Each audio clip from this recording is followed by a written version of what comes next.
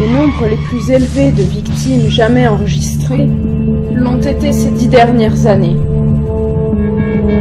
Le plus élevé fut l'année 2009, le bilan le plus terrifiant à lire. Pour tous les experts, nous sommes tous responsables.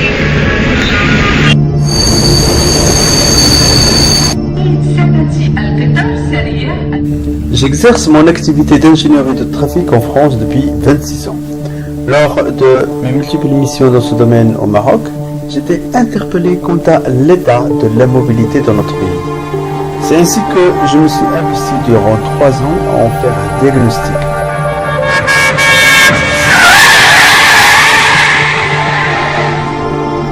« 56% de la population rurale vit à plus de 2 km d'une route praticable. Le train ne couvre que 18% du royaume. L'état de la gestion urbaine de la circulation crée chaque année un préjudice économique de 40 milliards de dirhams. C'est le coût d'aménagement de la circulation dans toutes les villes du Maroc. C'est moins une question politique qu'une question morale. Les dysfonctionnements sont en hausse partout.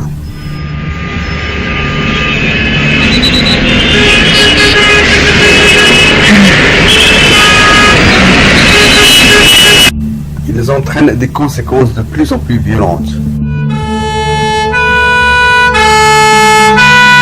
C'est la pire catastrophe de l'histoire du pays.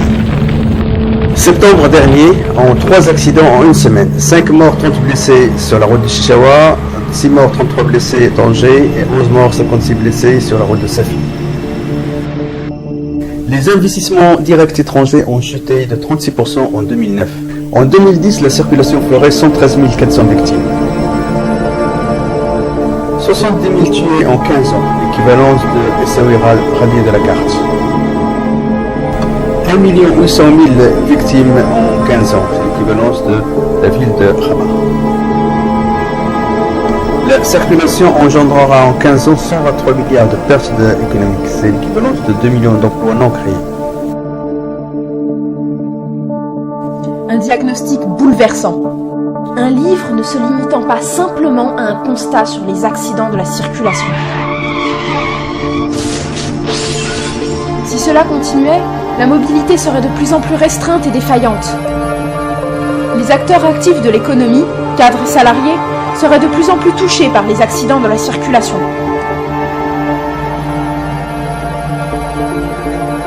Les coûts de mobilité plomberaient les coûts de production. La fragilisation de la compétitivité restreindrait l'investissement étranger. La faible croissance limiterait le décollage économique. Le dynamisme économique se trouvait menacé. Le Maroc se priverait de sa maîtrise et de ses compétences. Chercheurs, informaticiens, médecins, ingénieurs, personnel hautement qualifié. Songez aux conséquences d'un exode rural. Imaginez qu'il soit 3 millions autour de Casablanca, Rabat, Tanger, Fès, Marrakech, Montpellier, Kenitra. Il faut agir ensemble pour résoudre cette crise. Rien n'effraie plus que la vérité. C'est notre survie qui est en jeu. L'économie du Maroc est-elle otage des infrastructures routières ?